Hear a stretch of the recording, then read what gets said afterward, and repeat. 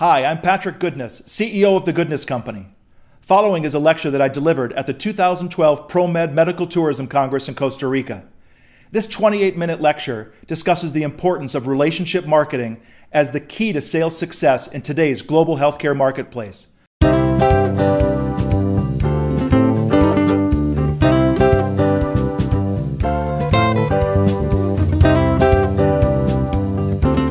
Our experience in the marketplace in medical tourism and global healthcare marketing indicates that there's really only one thing that matters. And that one thing is relationships. We can talk about money, we can talk about success, we can talk about success rates, how great our hospitals are, how wonderful our doctors are. But at the end of the day, the only thing that really matters is the relationship and the experience that's derived from the relationship. So today, I'm going to talk a little bit about relationship marketing, leveraging the need to belong. So let's take a little bit of an overview approach to medical tourism. In the world of medical tourism, we have hospitals, medical clinics, we have cosmetic surgery centers, private practices, as well as dental centers, and they all share one common goal. That goal is to increase sales and profits through medical tourism. Now what differs is how all of us approach this exact same goal. What are the measures, what are the ways, the means that we wish to achieve increased sales and profits through medical tourism? For most of us in this room, as evidenced by this trade show, most of us, medical tourism hospitals, clinics, and clusters, we all approach marketing mainly through one way. We go after the insurers, we go after the brokers, facilitators, the industry influentials, and the part represented in black is where we spend most of our money. And the end user consumer is where we spend almost none of our money. And yet, when we take a look at the most successful models in medical tourism, the people that have the greatest success are not those that are focused on the facilitators. They're not those that are focused on the insurance people, the brokers. It's those who have decided that, you know what, I'm going to go straight to the source and talk to the end user. So instead of focusing on a strategy that reaches a small market of critical buyers and insurers, I'm going to recommend that we reach out and market to the consumer. Today, patients and consumers are playing a much more active role in personal health management. The internet has effectively allowed us to make our own healthcare decisions without consulting a doctor. For better or for worse, whether we like that or not, the majority of people today, instead of going to their doctor to find out what's wrong with them, before they even go to talk to a doctor, they'll go one place first that they trust even more than their doctor. Their friend Google, their friend Bing, their friend Yahoo. That's where they're going for information. And why do they go there? They go there because they have a relationship with these search engines that are based on trust.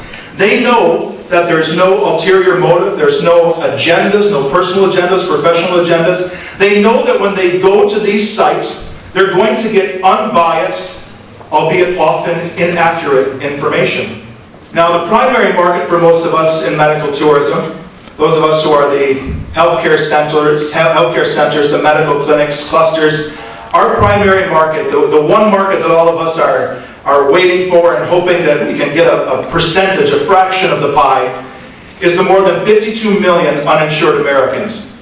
Now, these are 52 million Americans that need affordable health care. So what does that make them? Number one, it makes them predisposed for medical tourism. I would say that there's a second target for us, and that second target is cosmetic dentistry, plastic surgery, bariatric treatments, fertility treatments. And obviously all of you know why that is. It's because these are the most popular medical tourism procedures. In Costa Rica, I believe, I'm not sure if the numbers are still correct, but the majority of medical tourism here in Costa Rica is by women who are over the age of 55 who come to Costa Rica for cosmetic dental procedures. So While we all want to think about the wonderful markets for heart surgeries and transplants and great new technologies that are going to revolutionize healthcare, the bottom line is most of us are coming to foreign countries because we want to smile better. These are the kinds of things that are the most popular procedures. And why are they the most popular? They have a high proven success rate. They're minimally invasive, they're minimal risk, and it's easy to travel. You don't have to worry about getting on an airplane after you've had a teeth whitening or maybe even a dental implant or a bridge or crown. You can get onto a flight without any sort of a problem whatsoever. And the same thing for many cosmetic procedures as well. So dental, plastic surgery, bariatric, fertility treatments. Another great reason to focus on this market is we don't have to worry about them because they're not covered by insurance anyways. And if we're price competitive, we can win this marketplace not having to focus on insurance, because the reality is what is it, 20 to 25% of Americans have dental insurance, and of those people who have dental insurance, they receive about $1,200 a year in benefits. Well, that's enough in the United States for, I believe, maybe a filling of a cavity and a cleaning. Here, $1,200 is an implant. What I'd like to talk about now is the importance of brand leveraging and brand extensions. Now, we all talk about a logo. All of us know what a logo is. It's the graphical representation of our brand, of what our company is, what it appears to be. It's the face of our company. But the brand is very different than just the logo. The brand is really how people perceive us. It's the relationship that we want to have with our customers. It's the perceived value that they have of our organization. That's our brand. So let me talk a little bit about brand extensions. When we use the strength of our brand, let's say that we've had a really great track record in cosmetic surgery, and we want to get into much more advanced cosmetic surgeries. Well, what we do is we take the credibility of our brand, saying we've done so well with these minimally invasive procedures that we're qualified to handle larger procedures. So we take the strength of the brand here and we leverage it over here. So we're using that brand and we're extending that brand to make sure that people understand that what we're capable of is far more than what we've shown you in the past. So we want to use our credibility to reinforce the quality of a next generation of products or services. So let me show you a little bit of a brand extension. When we want to talk about very invasive surgeries, and I've talked with hospitals today about their desire to offer and to really qualify themselves as exceptional in these high-risk invasive surgeries. And what I would say is, before you're going to get someone to leave their home, to travel thousands of miles, to go to a country where they don't speak your language, to receive health care from a doctor that they've never met, in a place that they've never been, eating foods that they've never had before, and sleeping in beds and looking at places they've never seen before, we have to demonstrate our credibility with the most basic of tasks.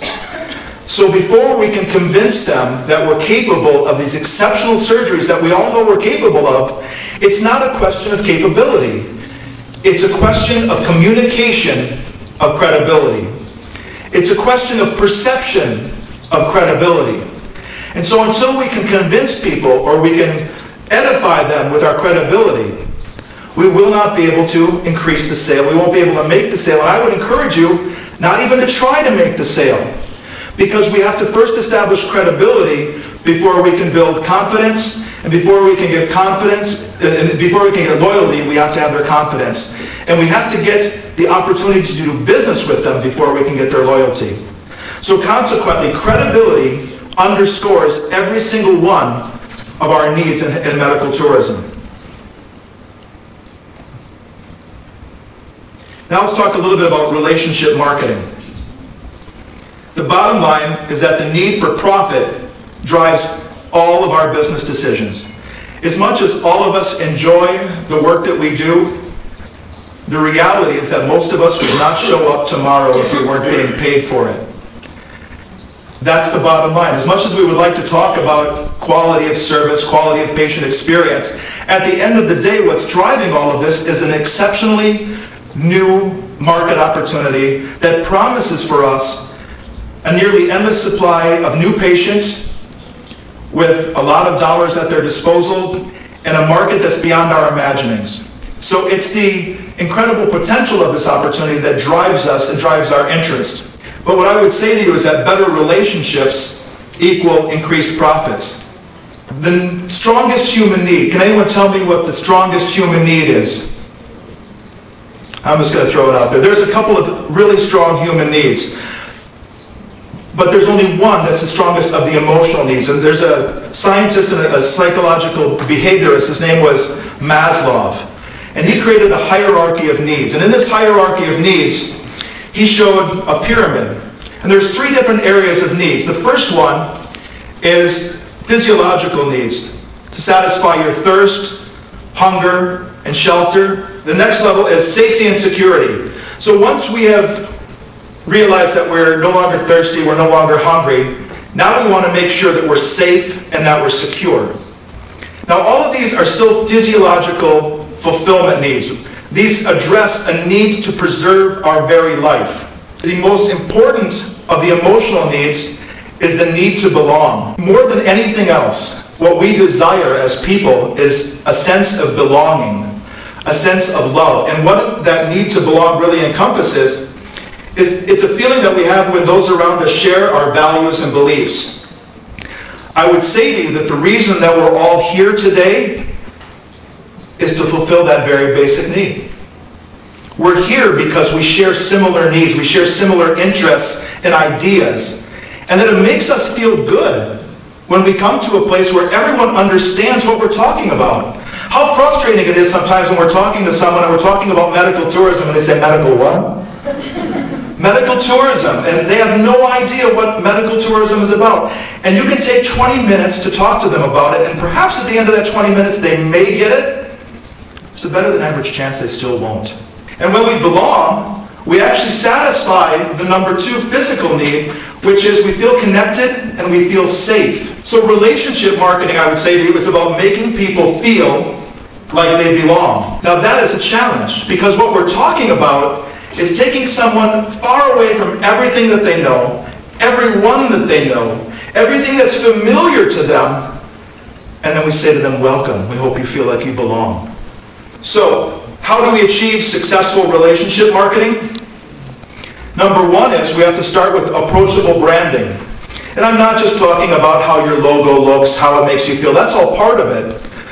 But what is the experience that we want people to have when they do business with us? What is the experience that we want them to have when they think about doing business with us? And it starts with naming. Now, when you have to have a 4 or 5 name hospital that ends up with probably about 15 syllables, I can tell you one thing for certain about the American public. I don't care how good your doctors are, I don't care how beautiful your facility is, if they cannot pronounce your name, you will never get their business. It's just that simple. If they can't say the name of your hospital, they're never going to get on the phone to ask someone, they're not going to refer to their friends, and they're going to wish to God that you had just made a shorter name. So, the number 1 rule of business that they never teach you in business school is that people do business with people they like. So, what is our job? It's really this simple. Get people to like you. Get your customers, get potential customers to like you. Because if they don't like you, they're not going to do business with you, no matter how good you are. So you may be excellent, you may have the best doctors, but if they don't feel a sense of connection with you, a sense of shared purpose, you're not going to get their business. So a website is your core introduction marketing tool. What our website does is it allows us to communicate in a way that we can't do in person.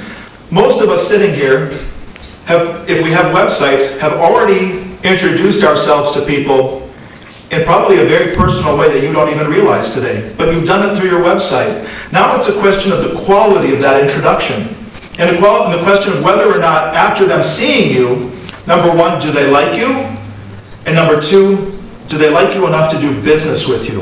Have you encouraged them to feel confident and secure in what you're offering? And that's all has to be accomplished through your website. When we're looking at our website, we have to do two things. We have to communicate what makes us different, and more importantly, it's not just enough to be different. Most importantly, we have to focus on one thing. What makes you better? Because if you don't answer the question of why you're better, why should I do business with you? No one wants to go out to the second best restaurant. No one wants to stay at the second best hotel, or to go on the second best tour, or the second best conference, or go to the second best surgeon. They want to know what makes us better. And if we answer those questions, what it's really doing is it's helping us define where we are in the marketplace. From a website perspective, what we want to do is we want to create simple, easy-to-use website with proper English grammar and spelling. So what this means too, for those of you who have hired your brothers, nephews, uncles, cousins, best friends, neighbor to do your website, think twice. This is the most important marketing tool that you have. Now is not the time to think about whether or not you should save $500. Most of us think of this in the absolute wrong way. We think of it as an expense, and yet we'll take a client out to dinner and we'll call that an investment. So let's think about how we prioritize how we invest our marketing dollars and creating tools that honestly and clearly and professionally convey who we are, why we're different, and why we're better. Now your website should welcome people with warmth, which is why we don't want photos of doctors like this. We don't want photos of doctors all in the same way. We want photos of doctors showing relationship. One of the reasons that people look outside of the United States for healthcare, it has a lot to do with price, don't get me wrong, but they're dissatisfied with the quality of the experience in healthcare in the United States.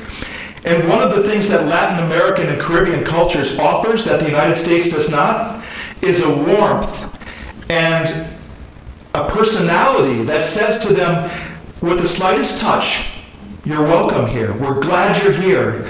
It's a smile that says, I'm not thinking about my next patient right now. I'm in the moment with you. I'm thinking about you and the experience that I want you to have right now in my presence. We need to put photos of smiling doctors, staff, facilitators, customer service people. I want to see photos of doctors with their arms around patients. Heaven forbid, physical contact with an actual patient. But let's see it. Let's see them smiling and feeling glad that they're with that patient at the moment. Taking photos of them maybe meeting with family members, maybe holding a child, maybe even not wearing medical gear. A website should have valuable content, including information about the patient experience, procedures, and pricing. Content, more than anything else, is what is going to drive the internet over the next 5 to 10 years. Even those who are very much involved, and we have Roger's Bastian back here, is very much involved in search engine optimization. He'll even be able to tell you that while search engine optimization is important, it's content that is really what is going to drive people to your website. We have to become repositories for valuable information that our clients are looking for. So, a failure to connect with your website is a failure to connect, period. I encourage all of you, when you get back to your respective homes, to take a really good and honest look at your website. And that means not doing it with the person who designed it with you. And maybe not even talking with the person who designed it, not including them in the meeting, but being honest about what your website does right and where it's failed. Because if we don't take the time to do this, I can assure you that your potential customers and your potential patients will have already done it, and you will lose sales because of it. We want to know, is this website concerned only with sales, or does it build relationships? When we talk about building relationships, one of the greatest tools for building relationships is social media. Because social media, more than anything else, allows us, even though we sit behind lonely computers in rooms locked away with devoid of light, away from everyone else, for some reason our culture today is flocking to social media to be connected. We'll leave everyone behind. We'll leave the party. We'll leave our work. We'll leave our groups wherever we work to go back to our computer to get connected. Why? Because it satisfies a need to connect and belong. Because we can't choose who our families are. Often we can't choose who we work with. But we can choose our interests, and we can choose those people who like the same things that we like. In social media, to succeed, what we need to do is we first need to build a strong social media base. We need to get people to say that they like us. That's what Facebook is all about, right? Talk about our basic, you can tell this was developed by an American. What are the benefits of social media? Do you know that 68% of people who are followers of you on Twitter or on Facebook are liking to do business with you? It increases dramatically. The ability to get someone to become a fan of yours on Facebook or Twitter increases your ability to do business with them dramatically, almost more than any other media vehicle around. When we get people who respond to us on our Facebook page, we want to communicate frequently. It's not just putting out a message once a month saying, hey, we had a great month. Thanks for supporting us. They're not coming to your site or to your Facebook page to hear that. They want to know what's going on with your business. They want to know what's important to you. So when they say something, also, we have to respond quickly. Customer interactions via social media provide an opportunity to develop and to demonstrate one thing: interest in a relationship. Because what we're saying is, I'm going to talk to you, I'm going to communicate with you, even though you're not buying anything from me right now. Even though you're not potentially a customer tomorrow or next week, I'm still going to have this conversation because I'm interested in a relationship. How customers perceive your brand on social media will decide not when, but if they decide to do business with you. So think before we start to go out and bring people to our social media sites. Don't just throw up a page. Think about it. Think about the relationship. Think about the way you want them to perceive you and the way you want them to perceive your value, and then create your Facebook page, your social media accounts to reflect that. Because this is how they're going to judge you. They're going to judge you by taking a look at your Facebook page, your Twitter account, and your website. Not necessarily in that order. Now the next tool that we want to talk about is the power of public relations. Public relations for most of us is press releases. It's about putting a message out there about maybe a success or meeting the sales goals. But what I would say to you is that public relations is storytelling. And what each one of us needs to become is a storyteller for our businesses. Each one of us in this room probably has personal stories of relationships, of successes that have happened in our hospitals, at our facilities. And yet, what we don't do is we don't talk about those stories. We'll show a person smile, we'll show the scar afterwards, and we'll show them maybe walking around. But wouldn't we want to see that person with their family? How we've given life, new life to this person who is perhaps on the brink, and we've given them an opportunity, a second life. Imagine the power of a story that talks about that. In a video, imagine a video that shows that.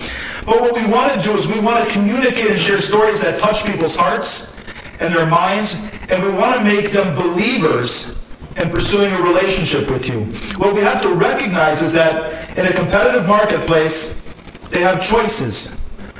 But what these stories do is they give people a personal insight into who we are, into what we value, and how we operate, and it shows them a little bit of our personality. And when we do that, when we reveal ourselves in this way, what we do is we say, we're open to you. We're looking for a relationship with you. No relationships ever hide, well, a lot of relationships start by hiding things, clearly. But the best relationships are those that are open. They let us see into the heart or the soul of another person, and we see that there's a willingness to communicate, and there's a willingness to be real. And that's what storytelling is. So our goal is to connect with customers in a personal yet professional way. This is our opportunity to communicate our unique selling proposition. That's the USP. that's what makes us different, but it's also what makes us better. So it's about painting a picture of the customer experience. And for most of us, that means starting with delivery of a relationship. It means that what we really want to deliver to people is a sense of how we factor in to that experience. It's more than just coming to stay at a nice hotel and having a successful surgery. They want to know about how this experience is going to change their lives. So when they come to your country, discover what makes you unique, what makes you better, and show your customers that experience. And in all of your marketing materials, make sure that we demonstrate those things that make us different and better. So now the question is, what's your relationship status? When we're talking with our customers, what we really want to know is, where do you stand with your customers? What's your relationship with them? How do they feel about doing business with you? And if you haven't answered this question, it's time to start thinking about what's your relationship status with your customers. Thanks very much for coming, everyone. I really appreciate your turning out. Thank you. I hope you enjoyed this lecture about relationship marketing. Marketing that builds strong, personal relationships with your customers is the key to long-term success. The professionals at The Goodness Company are healthcare and medical tourism marketing specialists. We're focused on helping our clients get a competitive edge in the global healthcare marketplace. Visit us online at www.medicaltourismmarketing.com to learn more about healthcare marketing that drives results.